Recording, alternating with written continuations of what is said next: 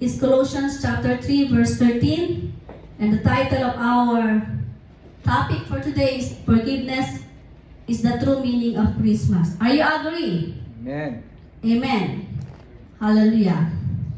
Maybe on the last Sunday of on December, we will do something like mostly people are writing what do you call this? It's not a wish list. New Year's resolutions. But on the last Sunday of our service on this December, we're gonna write on and starting now think of people that you want to forgive. It must be all that you want them to forgive you. Just list all the so we will here just write it on and we will put it on a cross. Amen. Again, our Colossians 3:13 is bearing with one another, and if one has a complaint against another, forgiving each other as the Lord has forgiven you, so you also must forgive. Amen. Christmas is a season to love. Wala pa po ba yun sa ano?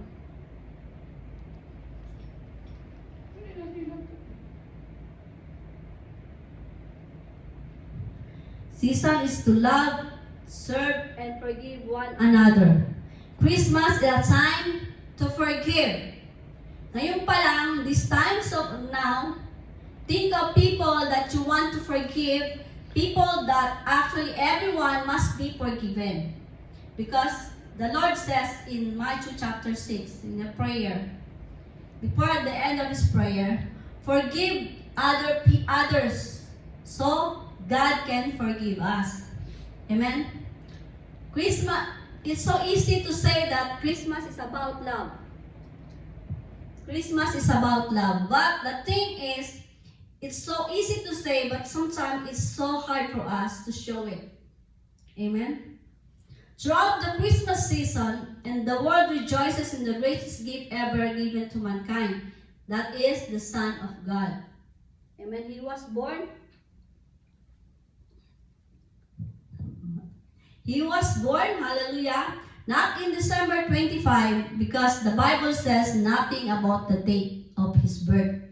But the only thing that you can see from Matthew, Mark, Luke, and John, Luke is His birth is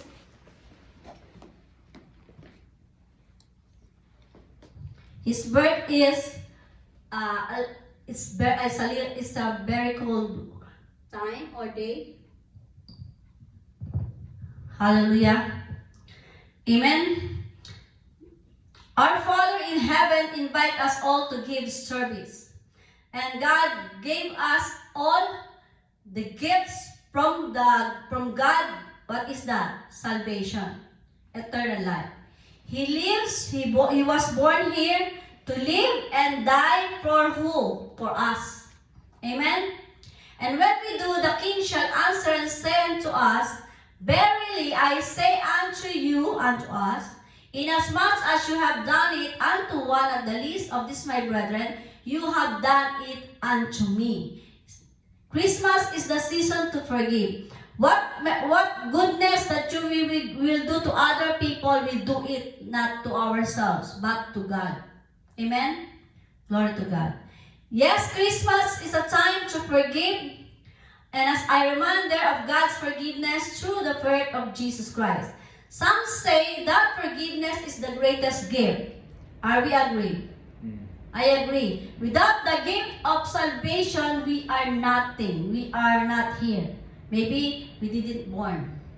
After the flood, what if after the Noah's Ark, the story of Noah's Ark, after the flood, there's no mercy after that. Only Noah and his family will live. No Brother Darby, no Sister Winnie, no one. Even our parents will not exist in this earth. Amen. Hallelujah. When it comes to sin, there are a lot of misconceptions out there. Some people believe that if they do something bad, That's a sin. They are automatically going to go to hell. Once ang tao ay nagkasala, they're thinking of, papunta na ako sa impyerno. Ayoko na, paano ba ito? Hindi ko na alam gagawin. We have to ask for forgiveness. Our God is a forgiving God. He's gracious enough to forgive us. His grace, we are saved by grace, by not our works, but by grace. That's why when we do sin, we have to ask. But it doesn't mean that every time we sin, we'll ask forgiveness. It's okay, but please be aware that asking for forgiveness is not redundant. It's not again and again. Meaning you ask forgiveness, repent, and ask God for forgiveness and do not do it again. Amen? Number 1, what is forgiveness? Forgiveness means different things to different people. But in general, it involves an intentional decision to let go of resentment, of anger. And resentment and anger, sometimes if we have this kind of anger, even our words that's coming out to our mouth is not good.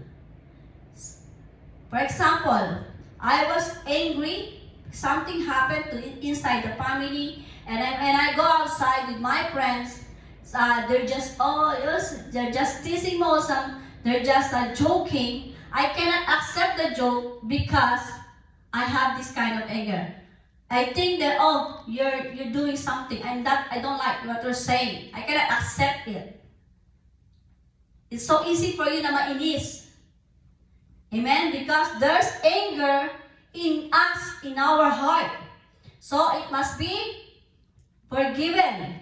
The only thing you have to do is to ask God for forgiveness. Number 1, spiritual principle of forgiveness. Many people, basic teaching. Forgiveness is very, very basic, but this is not optional. Because forgiveness must be done. Must be done every day in our life. Amen. Forgiveness is a spiritual principle that involves releasing resentment, anger, and negative emotions towards oneself and others. Amen? It's not about condoning harmful actions or forgetting past experiences, but rather a process of letting go, finding compassion, and reclaiming personal power.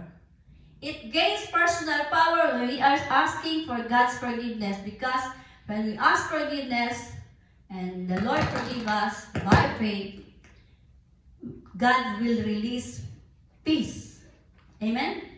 Automatically. Just believe.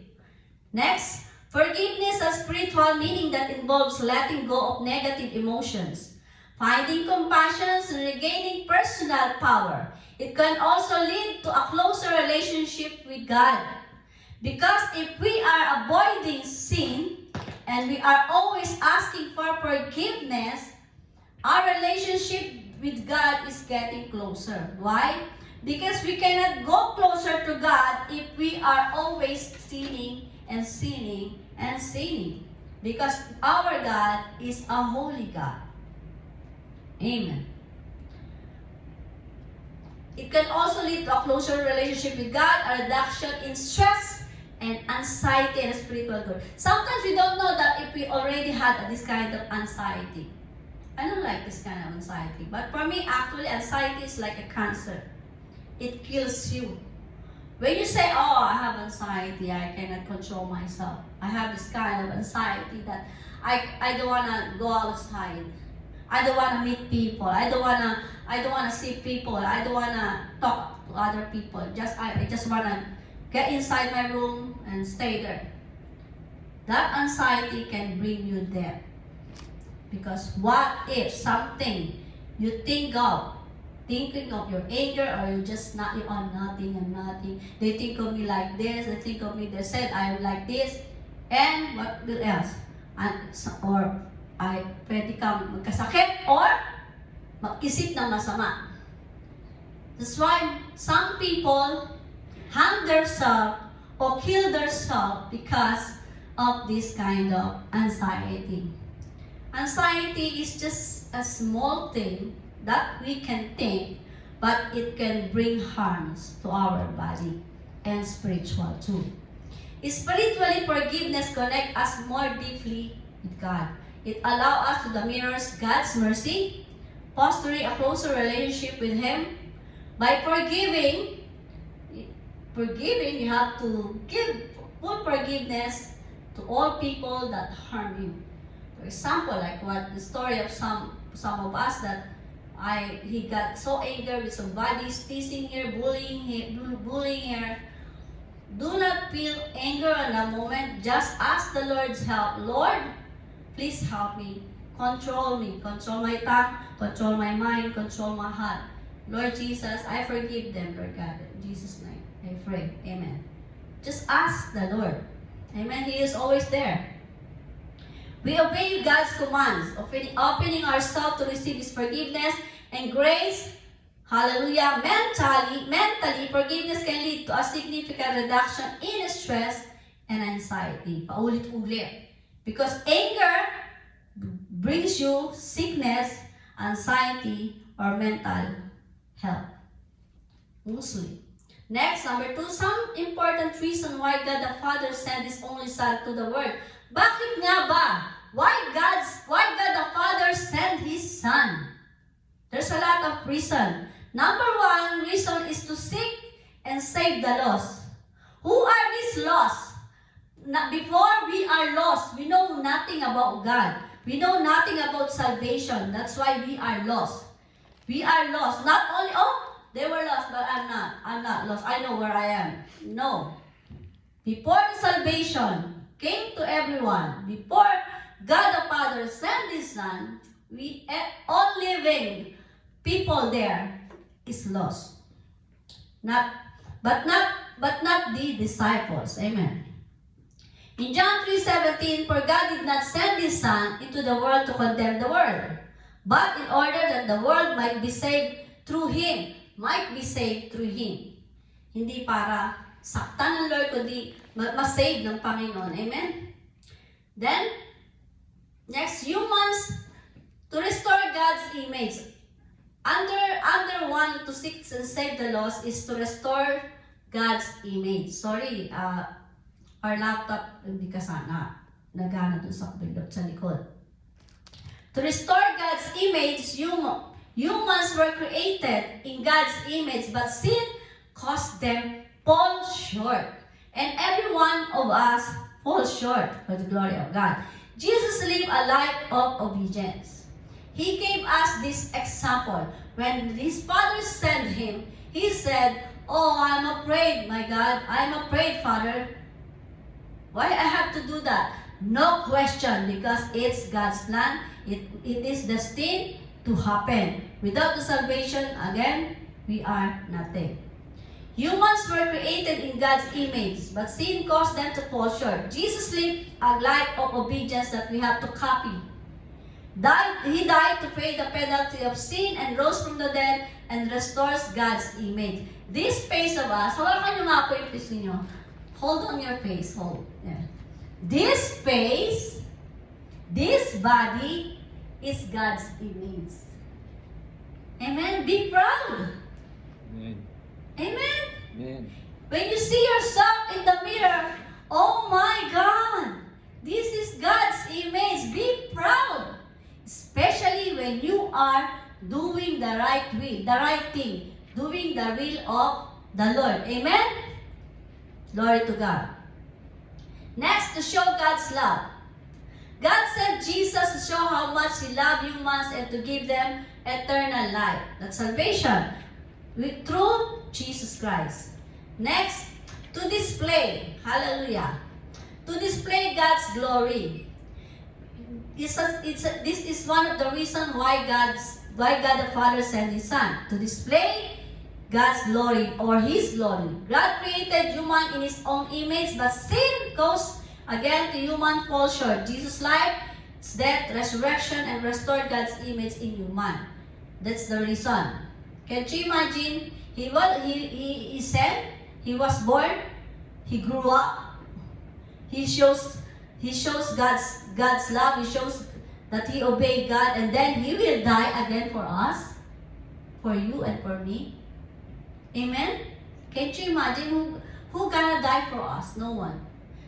That if I am a parent, but I can say that I can die for my children. But I cannot copy the way God's do. The way God's do it in giving His life. Because He is not only died on the cross, He was bullied, He was tortured, He was mocked. Everything that you can imagine, the hardship of torturing a person it was experienced by our God. Amen. To reveal God's love. Next reason is to reveal God's love. God sent Jesus to show how much He loves us. John 3:16. For God so loved the world that He gave His only Son, that whoever lives in Him shall not perish, but have eternal life. To give us eternal life, Jesus' life, death, and resurrection gave us the opportunity to know Him, to accept Him, to believe in Him, and now we are experiencing His power. Amen? That's why when we are worshiping, we have to worship hindi man maganda yung boses, you know? The only thing I know when I'm worshiping, I don't want to listen to my voice. I want to listen to my heart, what my heart saying. Kasi hindi naman ako talaga singer. Amen? But I'm not afraid to worship the Lord. I'm very proud to worship the Lord because I was born, I was created to worship God, no matter what. It's not hard for me to worship. It's my way of saying thank you, Jesus, that I am chosen, that I am created, that you give me life, that you give me salvation, that you give me, you promise eternal life. Amen? And there's a lot of things. While living in this earth, He is giving us divine protection. He is giving provision for everything that we need. Amen? Can't you imagine we are looking for a job? We're looking for a job. Why? Because we need money.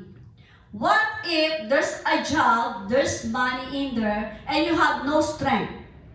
How can you work without a strength or without an eye, without these eyes, without the hearing, without the when you are deaf, it's so hard to work. There's a lot of people deaf or they are mute or deaf, but they can work. But it's hard.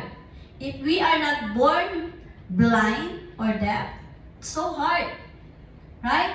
That's why we have to thank God. Lord, thank you. I can find the work and I can work very well because you give me everything that I need. You give me strength, you give me these eyes, you give me these senses, the 5 senses, hallelujah, for me to work, to give my ability, to show my ability in my job. Amen? Next, that we might live through Him. Another reason is that we might live through Him. If God didn't send His Son, whom gonna live with us? It's the enemy that will living in us. There's no Jesus that will living. What will do? Parang the enemy is trying is to come to earth to kill, to steal, and to destroy. Amen. So without the presence of God, ito yung kasama mo araw-araw. These are the things that you will be living through the enemy. Destroying you, harming you. You feel painful, sickness, diseases. Can't you imagine living without Jesus? You're sick. You're always feeling sick. You always get this kind of anger. You're not happy. You're always alone, feeling alone, even though there's a lot of people around you. Amen? Can't you think without Jesus, living without Jesus, living in this earth without God? Oh my. In 1 John 4:9, in this love of God was made manifest among us that God sent His only Son into the world so that we might live through Him. Amen? A, to bless us. Are we blessed? Amen. Amen? Amen.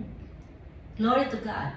Acts 3:26 says, God having raised up His servant, sent him to you first to bless you by turning everyone of us or of you from your wickedness, from our wickedness. He is there to take away our wickedness by asking for forgiveness. A great blessing. You can imagine you sin and then you ask for forgiveness. And then the Lord will forgive you. And then what's next?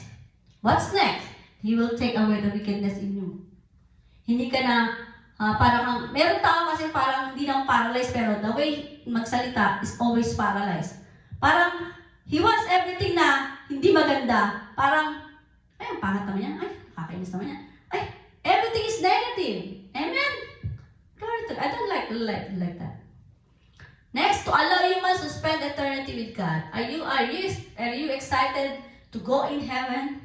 Amen. Before, when I first met God or knew Christ, I'm saying this for the Lord. I wanna die today, so I can be with you, so I can live with you, so that I can have this eternal life.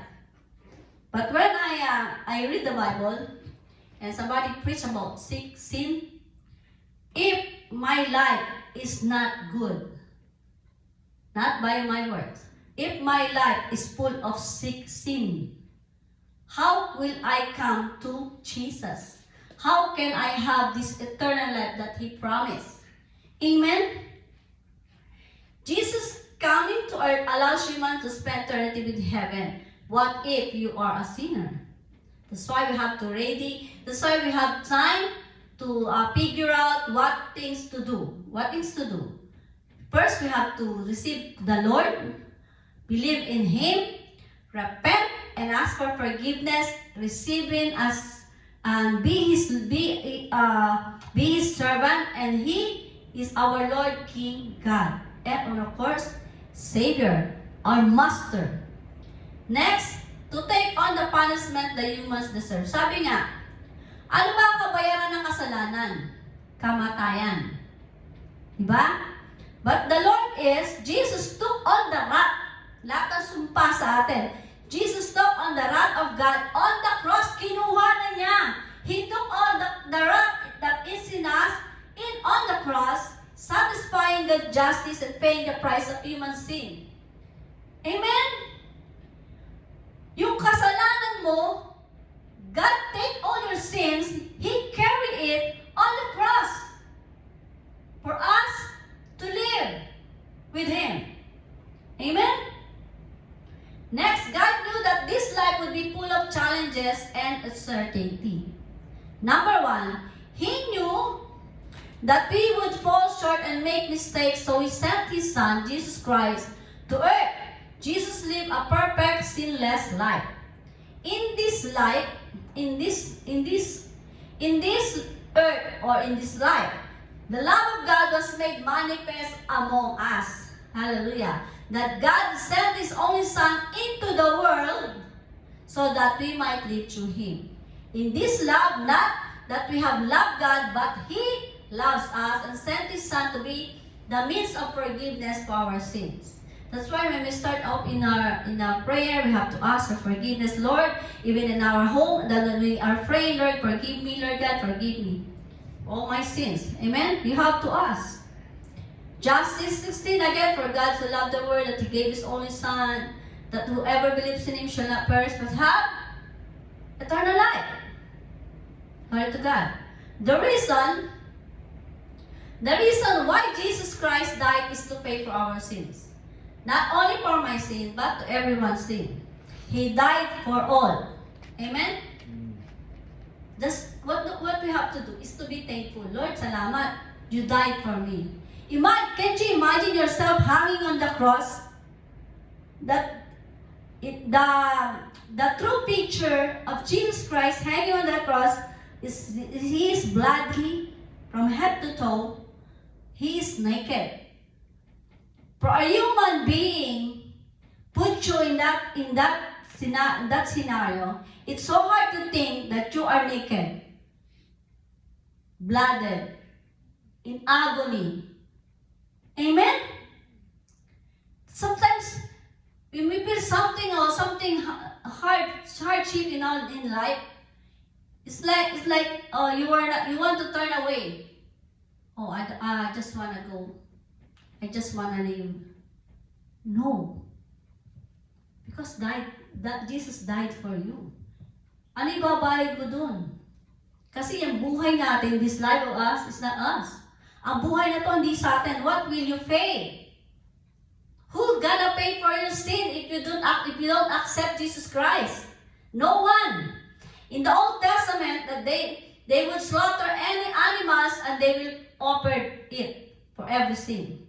That's why most of the time when I'm teaching about forgiveness or about sin, can't you imagine if you have 10 sin and the only thing you have is Carabao, you will bring your 10 Carabaos because for one sin, one Carabao. And what do you have? For example, you have goats or sheep. For every sin, or you have 5 sin. 5 sins. So you want to offer the lives of the animal. Papatayin yon to offer our sin. Dala mo 10 kalabaw, dala mo 5 sheep. Tapos may dalang kabayo naman si Bawat isa sa atin may dala, papatayin sa temple to offer our sin. Hindi na kinaya at hindi kakayanin. Can you imagine bringing Lord, alam ba kasalanan ko ngayong araw na to? Ako 20. O 10 dab, 10 kalabaw. Can you imagine? Papatayin yung kalabaw ng Levites or ng para i-offer sa sin natin. Sa sin mo lang yon kung may kasalanan ka. Pero pa yung sa akin, paano kung 50 kasalanan ko nagawa ko? Ano na, ang tsura ng church? Can you imagine? Glory to God. In the New Testament, Jesus is the Lamb of God. Siya na yung the best that God can offer. Kasi nobody has the power to cleanse all our sin or to pay for our sin, but He is only the Lamb of God who takes away the sins of the world, and His name is Jesus Christ. Not only that He is powerful, because He is the only one who is very much qualified to die for our sin. He is the only one. No one. We all have sinned and fallen short for the glory of God. In Romans 3:23. Amen? The penalty for sin is, again in Romans 6:23, is death.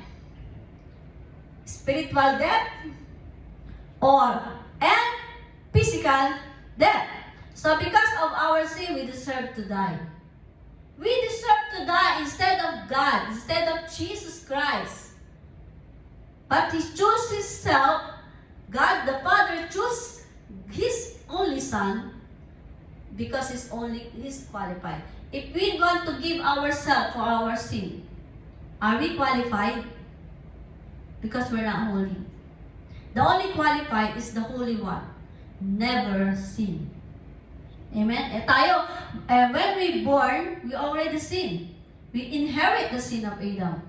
That's why when we are born, that's why we have to be born again by repenting and ask for God's forgiveness and believing in Him and accepting Him. That's why everybody asking, what is born again? Is a born again Christian is a religion? Is a kind of religion? No. Born again Christian is a kind of a relationship that we have to give to God, that we have to accept Him as our own personal Savior for us to become to have a new life. The old is gone, the new has come. Amen? This is the good news of the gospel. We don't have to die. That's the good news. Because of our sin, because He already died. That's why, do not afraid to ask God for forgiveness. All we need to do is to repent and ask God for forgiveness, and you will be forgiven. Our Lord Jesus Christ died for the forgiveness of sin, past sin, present sin, and the future sin. Even the future sin, because He is not, you cannot see God or Jesus Christ still hanging on the cross, and we have to go with Him and ask for forgiveness. He's not there anymore. He's now in heaven. That's why when we have our sin again, we have to kneel down. We have to humble ourselves and ask the Lord, Lord Jesus, I repent. Be sincere of doing this. Because we are talking to the Holy God. We are talking to the King of Kings. We are talking to the God of gods. And we are talking to the only Savior that can save us from all our sin. He's the one who paid from our sin. Next, hallelujah. Jesus was the perfect sacrifice. Are we agreed? Yeah. Is there any more sacrifice that is qualified? No one. Amen? Jesus explains forgiveness. Hallelujah. How Jesus explained forgiveness? Jesus often spoke about forgiveness in the book of the Old Testament or New Testament. He is always talking about forgiveness because it is very important to him. Forgive those who sin, and that's why in the prayer in Matthew chapter 6, the prayer, whoever sin against you or against other, forgive those who sin against you or against him, and ask the church to continue his healing ministry. Sometimes it's so hard to forgive, but we have to do it. And if you are willing to forgive, but still you're hurting, you can ask the church for help, to pray for you, because the fellowship in the church can heal. It's a healing ministry. We have the church. This is only the building. We cannot bring it in heaven. But the thing is, God used building to protect us from cold, from heat. He's a very good provider. Amen. He knows that we can worship in any places, but He knows that if it's cold, we cannot worship there, outside. Maybe a little bit, but it will take to us too long to worship. We're gonna praise. Amen? Matthew 6:14. Gising pa po kayo? Amen. For if you forgive others their trespasses, your heavenly Father will also forgive you. We forgive others, and it's needed because God has forgiven us. And God will not forgive us unless we forgive others. In Ephesians chapter 4, verse 31-32, let all bitterness and wrath and anger and clamor and slander be put away from us, from you, along with all malice. Aalisin lahat ng Lord dyan. At kailangang maalis yan. 32, be kind to one another, tender-hearted. Forgive one another as God Christ forgave you. That's why even though sometimes people maybe some people is having their sin or they're not doing a good thing because don't just judge them. Maybe you have to pray for them instead of judging them. Why is like that? Why is like that? Let us pray for them because we do not know what they are going through. But the Greek word is planchnoy in verse 32, which means tender-hearted. With tender-hearted means compassionate. Without the compassionate that Jesus has for us, He cannot die for us. That's why we cannot love other people. I cannot love you because I don't know you and you're not the same kind of I'm a Filipino, you're not a Filipino, and I can love you the way God's love. If I don't know God, but because this compassion, the tender heart that God gave us, compassion, it helped us, everyone, to love even though we don't know them. Sometimes even though we're friends, we cannot love them the way God loves us. We can only love other people the way God's love if we have Jesus Christ. Do you believe that forgiveness is a gift? And as a gift, some say the greatest gift you can give to others is forgiveness. This Christmas, give your forgiveness to people that you don't want to forgive. And I ask the Lord that I can forgive them, even the people who hurt me before. I forgive them already.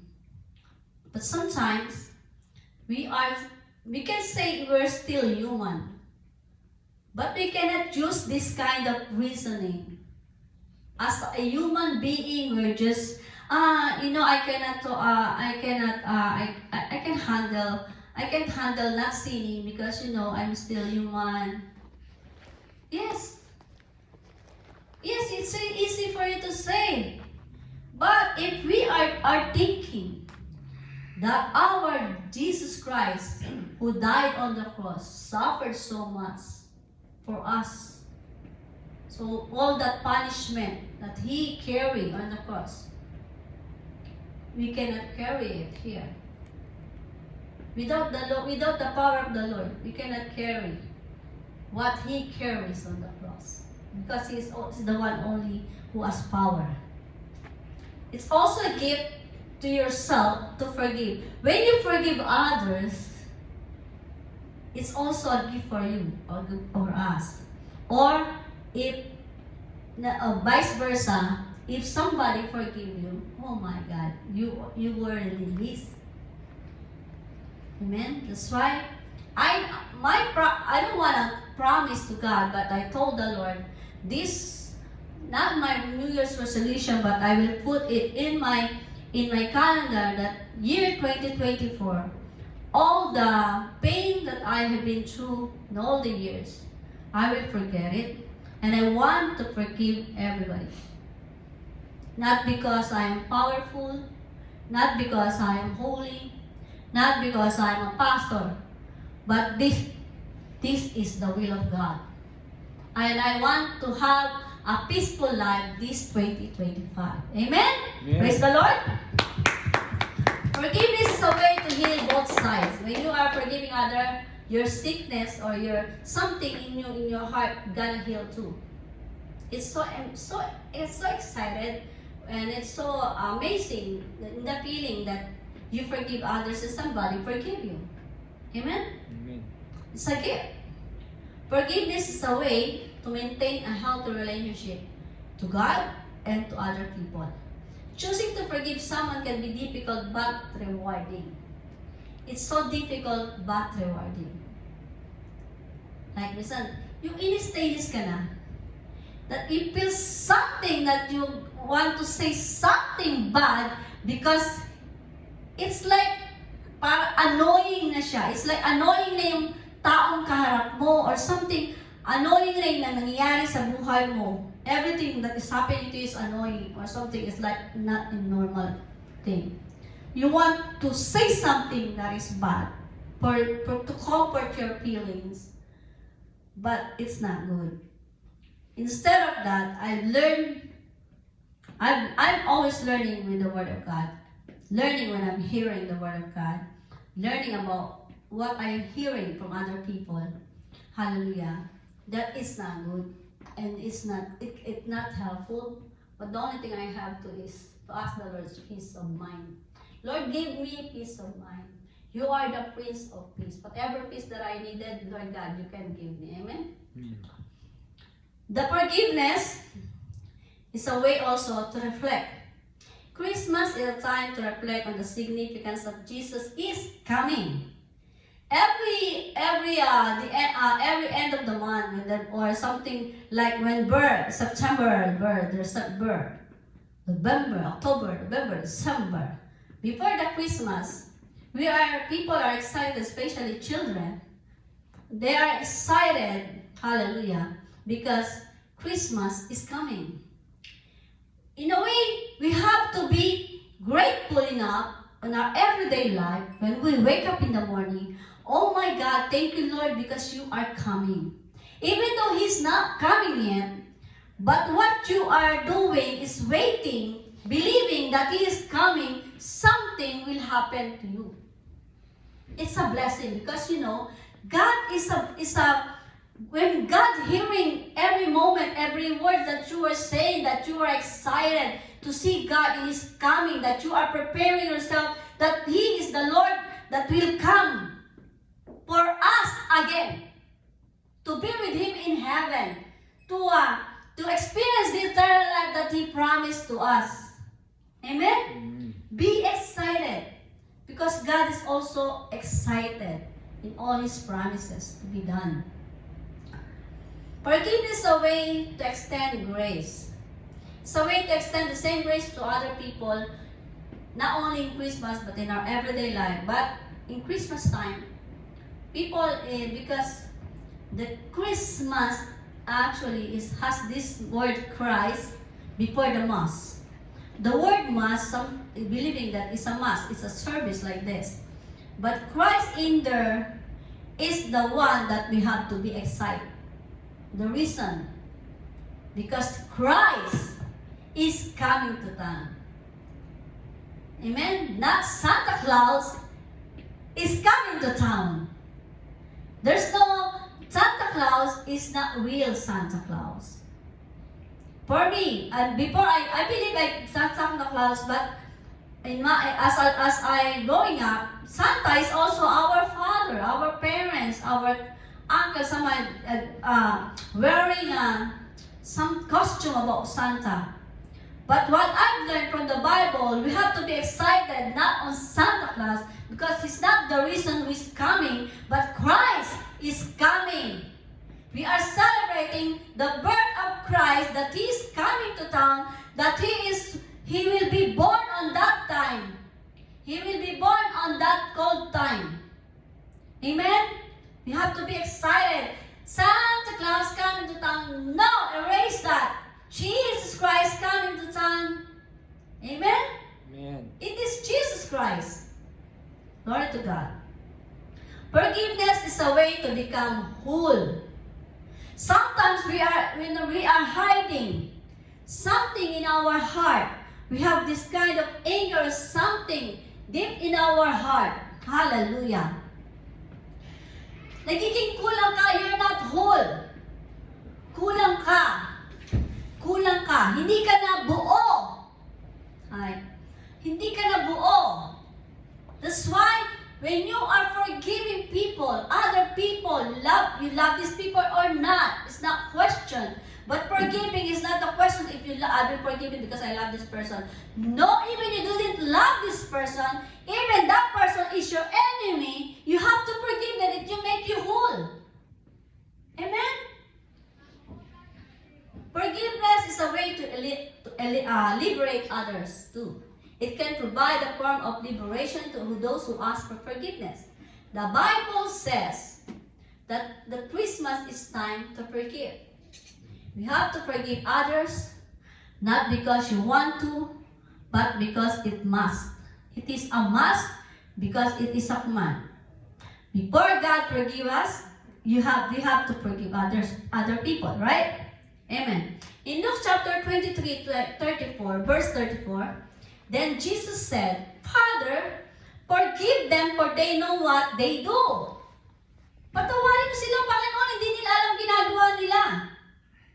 When they are hurting Jesus Christ on the cross, these people, they doesn't know Jesus Christ the time that he is our Lord.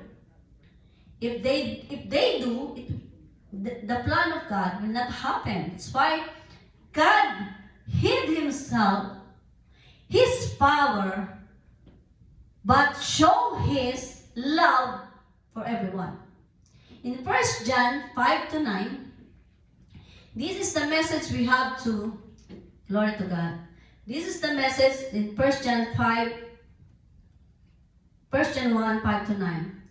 This is the message we have heard from him and proclaim to you that God is light. He is the light, and in him no darkness.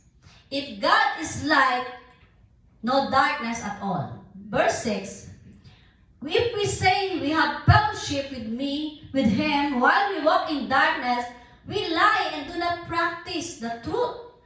But if we walk in the light as he is in the light, we have fellowship with one another, and the blood of Jesus, his Son, cleanses us from all our sin. Amen? 8, verse 8, if we say we have no sin, we deceive ourselves, and the truth is not in us, because in verse 9, it says here, if we confess our sins, he is faithful and just to forgive us and cleanse us in all our unrighteousness. If we are saying that, oh, they are sinners and not me, you are deceiving yourself. you are lying because everyone sin. Amen? Let's give God a praise. Can you imagine we are just confessing our sin according to 1 John 1:9? We have to just confess our sin. He is the faithful one who will forgive us. Glory to God. In our conclusion, how to ask for forgiveness spiritually? How? It's very easy. Confess your sin directly to God by admitting that you are sin. Amen? Acknowledging the error of your actions and showing remorse. Showing that you are guilty enough, that you sin. Ask God directly for forgiveness. Hallelujah. Believing in your heart that He will forgive you. He will forgive everyone. Oh, God will forgive me, but not them. Don't say that. Oh, I know that guy. I know that group. God will not forgive them. Oh, this group, my group, God will forgive. No. We are all forgiven if we ask for forgiveness. That's why we have to repent. In Matthew chapter 3, verse 8, produce fruit in keeping with repentance. Once we are ask the Lord for forgiveness and immediately God will forgive us. You become a fruitful one. In everything, not only nagtanim ka ng kamatis, tumubo na! Fruitful na ako! And that's lying. Fruitful means spiritual fruit. Blessings. Amen? Amen. Make things right with the people you have hurt and work to repent and move forward from your mistake. Hallelujah. True forgiveness is the intentional act of letting go of our anger, our resentment towards someone who has wronged us. Amen? Without excusing or forgetting the harm. Hindi pwedeng, I forgive you, my sister, but still, sorry, but still something in me. You didn't forgive. You're just denying. You have to deny yourself, but deny the truth. Do not deny the truth that you have this kind of anger still in your heart. That's why we have to ask, when we are forgiving somebody, forgive them. That when you forgive other people, forget everything. Leave it to God. Lord, I forgive them, and I give it to you. Then live. And show compassion. For God, show compassion to us, show His love, show His grace, mercy, what else? There's a lot of things. Amen? It can be difficult. Amen. It's true. It's a process. But it can also be healing. And again, there's a reward. You are rewarding yourself when you are forgiving other people. And also you will receive rewarding when other people forgive you too. Forgiveness can help you move on with your life. Move on. You have to move on. Find peace and feel a sense of freedom from pain. Let's thank God for our Lord Jesus Christ, who's very, very gracious.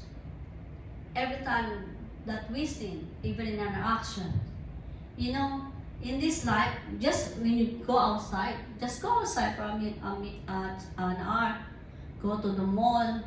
These eyes of us can see a lot of things. Oh, ay, ang pangit. Kaya ganun ba dyan? Masyado. These eyes of us is judgmental. We're sinning the time.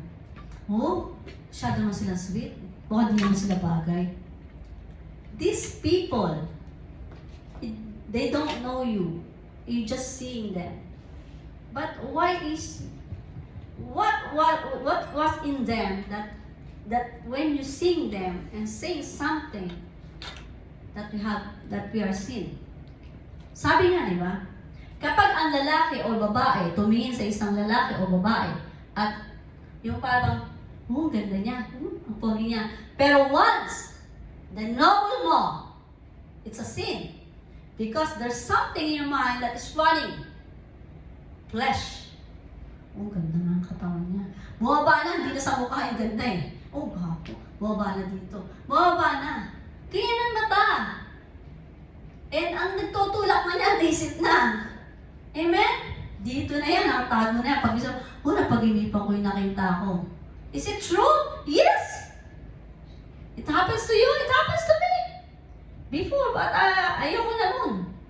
Ayoko nung mapagusga. Kasi, magbabayad eh.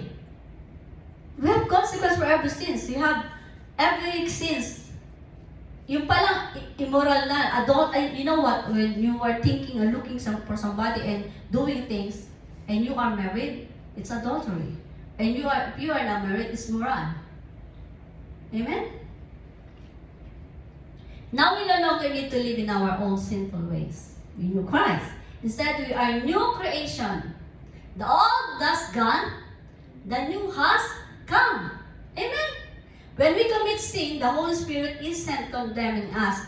No. He is reminding us about who you are in Christ Jesus. Hello. Hello, anak. Huwag mo gawin yan. Kasalanan yan. Or, nagkasala ka anak, lumapit ka sa akin. He's not condemning us, but He's reminding us, hey, I am here to forgive you us. The only thing you have to do is to repent and ask for forgiveness. And God cannot forgive us unless we forgive others too. Amen? Two more things. However, this does not mean that we can go just. Sometimes, when we are thinking God is a forgiving God, and we are taking this as a reason, forgiving God naman eh, He's always forgiving me for my sin. Pasensya na Lord, talagang hindi ko paglabanan itong kasalanan to. Kailangan ko itong makuha, Lord. Kailangan ko talaga pangutang to. Talaga kasi bagay na bagay sa ato. O kailangan ko talaga i-5-6 to. It's a sin. If you don't need it and you want it just for fun or just for the sake of fun, it's a sin. So simple, it's so simple, or it's so easy to say, it's so easy for us to have sin. That's why we have to rely on the Word of God. Without the Word of God, we cannot grow. Kahit maghapon kayong makinig sa preaching, ang preaching ko about forgiveness now, about forgiveness, you can learn. But if you stop there, you learn only from the time. What if what you need that time is not forgiveness? What you need that time is about love or caring. And ayoko na itong forgiveness na ito, papatawad pa ako, inaway na nga ako. Hindi yun eh. Kaya kailangan natin, we need the Word of God. We need the Word of God because it's a command. And it's not only a command, but we have to live in it. There is power. When we just keep this, when I put it in our altar, this Bible has no power. But when we read it and meditate it, the power goes through us. Because this is the power word of God. In the beginning, what is in the beginning was the Word. This Word. And the Word was with God. And the Word was God. So He Himself is the Word. So easy for us to forgive and forget if we have the Word of God. And sometimes it's so easy for us to take away from temptation. When you are in the temptation, you are not sinning. But when you step forward on that temptation, you are now in sin. Amen? Praise the Lord. Glory to God. Everybody.